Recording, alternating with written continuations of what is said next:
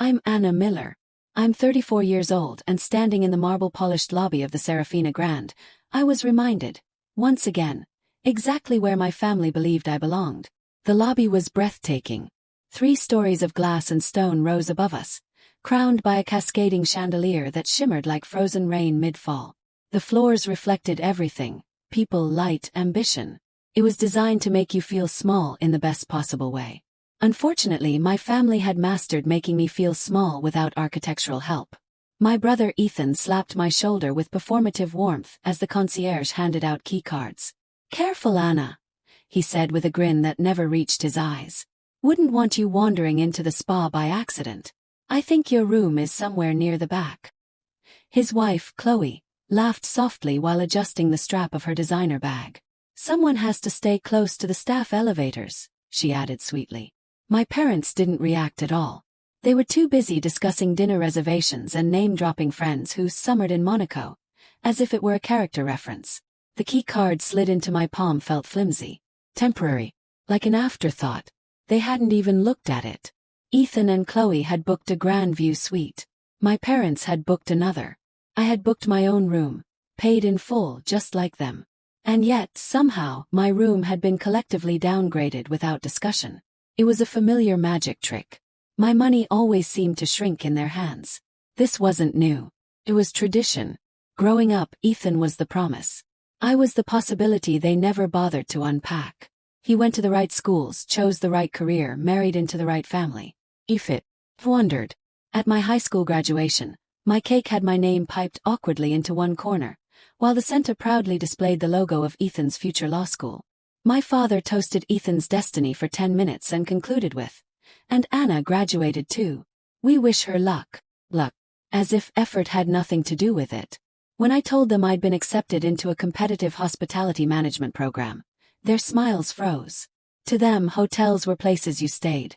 Not built, not owned, not mastered. Certainly not by me. Years later, when I took a concierge job to learn operations from the ground up, I made the mistake of sharing a story at dinner about securing last-minute opera tickets for a guest. "So you give directions now?" Ethan said, swirling his wine. "Cute." My mother had sighed theatrically. "It's a nice phase, darling. But you can't expect people to take that seriously." That Christmas, Ethan received a platinum watch. I received a self-help book titled Find Your Passion. I stopped explaining myself after that. They never saw the nights I stayed awake building spreadsheets. The meetings with investors who listened instead of laughing. The first loan approval. The first property I bought and rebuilt piece by piece. They didn't know that 6 months ago, I finalized the acquisition of the Serafina Grand, the very hotel we were now standing in. I'd planned to tell them someday, gracefully, over dinner, on my terms. But that plan died the moment I saw the room number printed on my key sleeve. I knew the layout by heart. Room 113 wasn't just small. It wasn't meant for guests at all. As my family laughed with a bellhop and tipped him extravagantly, I turned and walked toward the west wing. Plush carpet slowly gave way to thinner padding. Art became generic. Lighting shifted from ambient to functional. The hum of machinery grew louder. At the very end of the hall, beside the laundry facility, sat room 113. I unlocked the door. The air was stale. The space was barely wider than the bed pushed against the wall. No windows. No desk. A bathroom that felt borrowed, not built. The walls vibrated faintly with the rhythm of industrial dryers next door. I sat on the mattress. Sag. This wasn't a mistake. This was a message. They hadn't just underestimated me. They had deliberately placed me exactly where they believed I belonged. And in that moment, listening to the pounding machines through the wall, I felt something shift. They thought this was the bottom. They had no idea how wrong they were. Because the room they sent me to wasn't where the story ended. It was where I decided to stop playing along. I didn't cry in room 113. That surprised me. For years, moments like this usually came with a familiar ache. Tight chest, burning eyes, the quiet humiliation I'd learned to swallow without making a sound. But sitting there, listening to the dull mechanical thudding of laundry machines through the wall, something else took its place. Clarity. They hadn't accidentally slighted me. They hadn't misunderstood my booking. This was intentional, calculated, and deeply familiar. My family didn't just believe I deserved less. They needed me to accept it so their version of reality stayed intact. I stood, smoothed my jacket, and walked back into the hallway. I didn't grab my suitcase. I already knew I wouldn't be coming back. The elevator ride felt longer than it should have. As the numbers climbed, I practiced my face in the mirrored walls. Calm, neutral, unreadable. I refused to give them satisfaction. I found them exactly where I expected. The rooftop lounge. Golden light spilled across the terrace. Ocean stretching endlessly beyond glass railings. My parents sat comfortably in deep-cushioned chairs, champagne flutes already sweating in their hands. Chloe angled her phone toward the skyline, capturing content. Ethan leaned back like a king surveying land he believed he owned. My mother noticed me first. "There you are," she said lightly. "We were worried you'd gotten lost." "I had a question," I replied, keeping my voice even. Ethan sighed dramatically, lowering his menu. "About what?" "My room," I said. "It's located in the service wing." My father frowned as if I'd complained about the weather. "Yes, Anna. We discussed that. We were trying to help you save money." "I paid the full standard rate," I said calmly. "That room isn't standard." Silence hovered for half a second, just long enough for them to choose honesty. "I didn't." Ethan laughed. Not amused. Dismissive. "Let's not do this here. It's just a room. You sleep in it. That's the end of it." Chloe nodded, lips pursed sympathetically. "You're being dramatic." That word, dramatic, had followed me my entire life. It was how they explained away my objections, my ambition, my refusal to shrink quietly. My father leaned forward. "We did you a favor, Anna. You should be grateful." Grateful. For a windowless box next to industrial dryers. I looked at Ethan. "Did you request that room specifically?" He tilted his head, studying me with faint annoyance. "What are you going to do? Complain to the manager?" Then he smiled. A slow, smug curve of his lips. "What's wrong?" he added. "Still pretending to run hotels." That did it. Not because it hurt, but because it clarified everything. In his mind I was frozen in time. Still the girl playing dress-up in a career he never respected. Still someone whose ambition was a joke they could recycle whenever needed. I didn't argue. I didn't defend myself. Smiled. Not warmly. Not politely. It was small and private, meant only for me. Ethan mistook it for defeat. "Good," he said, lifting his glass. "Now that that's settled, let's order." I turned away without another word. They didn't follow. They didn't question it. In their minds, I was returning to my tiny room to sulk in silence. Exactly where they wanted me. The elevator doors closed, and the scent of white tea filled the air. I sent. My choice. Ethan's words echoed in my head. Pretending to run hotels. I pressed the button marked P. The doors opened to a private vestibule. Obsidian floors, muted lighting, absolute quiet. I bypassed the grand oak entrance and unlocked a discreet side door with my master key. David looked up from the console and immediately stood. "Ms. Miller." "It's fine," I said gently, cutting off his apology before it started. "I need something. Anything. Is the presidential suite occupied?" He blinked. "No, ma'am." "Good. Please have my luggage brought up. And block any attempts by the Miller party to obtain my room information." Understanding flickered across his face. A slow smile followed. "Yes, ma'am." He handed me a heavy brass key card. Cool, solid, unmistakable. As I walked toward the penthouse door, I felt something settle inside me. They thought they'd won. They had no idea the game had just changed. Because while my family toasted their victory downstairs, I was about to step into a room that would shatter everything they thought they knew about me. The penthouse door opened without a sound. No grand announcement. No dramatic flourish. Just a quiet acknowledgement that I belonged there. The space unfolded slowly, like it wanted to be discovered. Floor-to-ceiling windows wrapped around the living area, revealing the city and ocean locked in a shared horizon. Light poured in from every angle, warm and unhurried. A white grand piano rested in one corner, untouched, patient. A wall-length bookshelf curved around the room, filled with volumes I had personally selected for guests who valued silence as much as luxury. I walked barefoot across the plush rug, feeling the weight of the moment settle in my chest. This wasn't indulgence. This was evidence. Every step forward reminded me of where I started. Tiny apartments, borrowed desks, meetings where I wasn't expected to speak. This suite wasn't a reward. It was a byproduct. Upstairs, the master bedroom felt like a private retreat floating above the world. The bed alone was larger than room 113.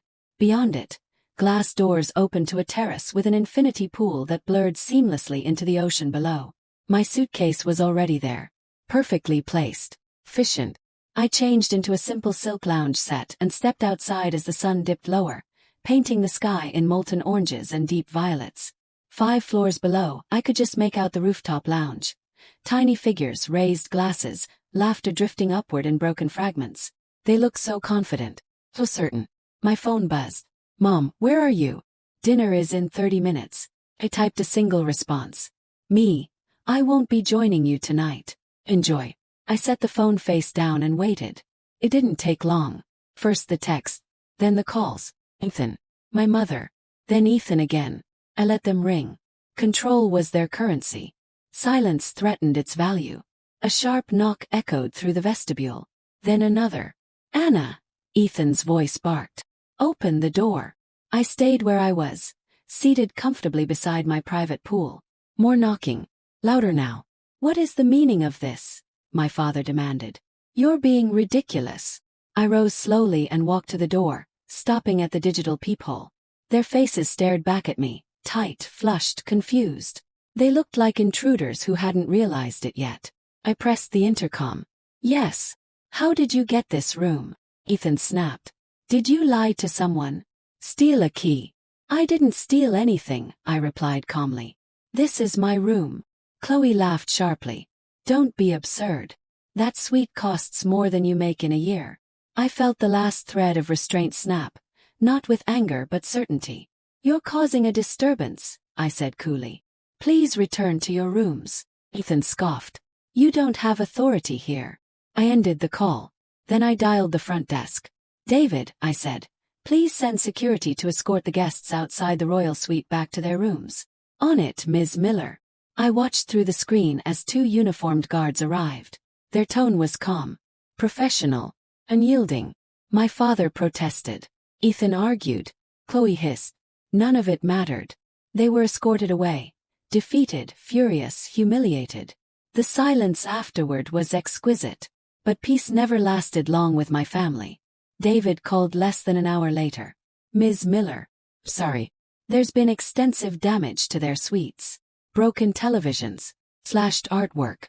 Attempted charges to my suite. Fraud. Destruction." They hadn't just crossed a line. They'd sprinted over it. "Lock their key cards," I said evenly. "Call the police. Press full charges." There was a pause. "Yes, ma'am." When the squad cars arrived, I watched from above. No shouting. No speeches. Just consequences. Ethan looked up once, really looked, and our eyes met. Understanding hit him like a wave. Too late. Because the next morning wouldn't bring apologies. It would bring something far more permanent. The night passed quietly after that. No more knocks. No more phone calls. Just the soft hum of the city below and the gentle ripple of water from the infinity pool beside me. I slept better than I had in years. Not because I was above them now, but because for the first time I wasn't bracing myself for the next disappointment. Morning light filled the suite in pale gold. I woke slowly, wrapped in sheets that felt impossibly soft, and for a moment, I simply lay there listening to the silence. No criticism. No expectations. No need to prove anything. I showered, dressed simply, and stepped onto the terrace with a cup of coffee. The city looked smaller in daylight. Manageable. Honest. My phone rang just after 9. Unknown number. Answered. "Ms. Miller?" A male voice asked. "This is Officer Hernandez with the City Police Department." "Yes. We currently have Richard, Carol, Ethan, and Chloe Miller in custody. They're saying this is a misunderstanding and that you can clear it up." I closed my eyes briefly. Not from pain but from finality. "There's no misunderstanding," I said. "I own the hotel. I pressed the charges." "I see," he replied. "Thank you for clarifying." The call ended. That was it. No speeches. No dramatic confrontation. Just the quiet click of a door closing on a lifetime of excuses. An hour later, David knocked gently and handed me a folder. Damage reports. Security footage summaries. Estimated cost. The numbers were staggering. Not because I couldn't afford them, but because of how casually my family had destroyed something that didn't belong to them. They had always treated my efforts that way. Temporary, replaceable, less important. I checked out shortly after. As I crossed the lobby, staff members nodded respectfully. Not out of fear. Out of recognition. Outside the sun was bright. Honest. The night passed quietly after that. No more knocks. No more phone calls. Just the soft hum of the city below and the gentle ripple of water from the infinity pool beside me. I slept better than I had in years. Not because I was above them now, but because for the first time I wasn't bracing myself for the next disappointment. Morning light filled the suite in pale gold. I woke slowly, wrapped in sheets that felt impossibly soft, and for a moment, I simply lay there listening to the silence. No criticism. No expectations. No need to prove anything. I showered, dressed simply, and stepped onto the terrace with a cup of coffee. The city looked smaller in daylight. Manageable. Honest. My phone rang just after 9. Unknown number. Answered. Ms. Miller? A male voice asked. This is Officer Hernandez with the City Police Department. Yes. We currently have Richard, Carol, Ethan, and Chloe Miller in custody. They're saying this is a misunderstanding and that you can clear it up. I closed my eyes briefly. Not from pain but from finality. There's no misunderstanding, I said. I own the hotel. I pressed the charges. I see, he replied. Thank you for clarifying. The call ended. That was it. No speeches. No dramatic confrontation. Just the quiet click of a door closing on a lifetime of excuses. An hour later, David knocked gently and handed me a folder. Damage reports. Security footage summaries. Estimated cost. The numbers were staggering. Not because I couldn't afford them, but because of how casually my family had destroyed something that didn't belong to them. They had always treated my efforts that way. Temporary. Replaceable. Less important. I checked out shortly after. As I crossed the lobby, staff members nodded respectfully. Not out of fear. Out of recognition. Outside the sun was bright. Honest that I didn't feel victorious. Felt light. They would post bail. Hire lawyers. Argue their version of events. That didn't matter anymore. What mattered was this. They finally understood who I was. And I finally understood who they weren't. Because what came next wasn't their apology. It was their attempt to rewrite the story one last time. I knew they wouldn't accept it quietly. People like my family never do. When control slips through their fingers, they don't reflect, they revise. They rewrite reality until it's something they can live with. By the time I reached my apartment later that afternoon, the messages had already started. Voicemails first. My mother crying softly, saying she didn't recognize me anymore. My father leaving clipped, formal messages about family loyalty, and handling things internally. Ethan's voice came last. Tight, furious, calculated. He didn't apologize. He accused. You've embarrassed us, he said. Do you have any idea what you've done? I did. And for the first time I didn't feel guilty about it. By evening the narrative shifted. I could feel it even before the texts arrived from extended relatives. Concerned cousins. Aunts who hadn't spoken to me in years suddenly asking if everything was okay. They were painting me as unstable, power-hungry, vindictive. According to them, I'd overreacted. I'd used my position to punish family. I'd let money change me. The irony would have been funny if it hadn't been so predictable. They never asked why I did what I did. They never mentioned the years of dismissals, the deliberate humiliation, the room they stuck me in like a reminder of my place. To them those details were inconvenient. I didn't respond. Silence was the only response that didn't invite negotiation. The hotel's legal team kept me updated. Charges were moving forward. Civil claims filed. Security footage preserved. There would be no sweeping this under the rug. Ethan tried once more, this time through a lawyer. A carefully worded email suggested mediation and private resolution. It framed everything as a misunderstanding fueled by alcohol and stress. I forwarded it to my attorney without comment. That chapter was closed. A week later, I received one final message from my mother. It was long, carefully written. Every sentence balanced between apology and blame. She said she was hurt, confused, that she didn't recognize the daughter she raised. I read it twice. Then I archived it. Not out of cruelty but clarity. They didn't miss me. They missed the version of me that absorbed their behavior quietly. The one who made them comfortable by staying small. I wasn't that person anymore. One evening, as I walked through another property I owned, another lobby I designed from scratch, I caught my reflection in the glass. I looked calm, grounded, untethered. For years, I thought confrontation was the climax. That standing up for myself would feel explosive. Didn't. It felt like exhaling after holding my breath for decades. They had wanted to put me in my place. They succeeded, just not in the way they intended. Because the real ending wasn't about revenge. It was about the moment I stopped needing their approval forever. The quiet that followed wasn't empty. It was spacious. For the first time in my life, there were no messages waiting to be answered, no explanations expected, no pressure to justify who I was or why I lived the way I did. The absence of my family's voices felt unfamiliar, but not lonely. Peace takes time to recognize. Weeks passed. The legal process moved forward methodically, impersonally. Charges became paperwork. Paperwork became timelines. I didn't follow every update closely. I didn't need to. The outcome was no longer the point. What mattered was what had already changed inside me. I stopped bracing for criticism before making decisions. Stopped imagining their reactions when I signed new contracts or approved new designs. I no longer shrank my accomplishments to make room for their discomfort. That alone felt like freedom. One evening I returned to the Serafina Grand, not as a guest this time, but as its owner, openly and unapologetically. Staff greeted me warmly, not with awe but respect, the kind that comes from consistency, not titles. I walked the property slowly, noticing details I'd once obsessed over. The lighting transitions, the acoustics, the way the lobby scent shifted subtly at night. This place carried my fingerprints everywhere, and it always had. I realized something then. I didn't need my family to see me for my life to be real. I had spent years hoping for the moment they'd finally understand. That they'd look at what I built and say, we were wrong. But understanding requires humility. And humility was never something they'd practiced. That wasn't my failure. That was their limitation. I sat in the lobby lounge with a glass of water, watching guests come and go. Couples laughing. Travelers checking in with tired smiles. People beginning chapters they hadn't planned yet. I wondered how many of them were quietly carrying the same weight I once did. The burden of being underestimated by the very people who should have believed in them first. If I could speak to them, I'd tell them this. Stop waiting for permission.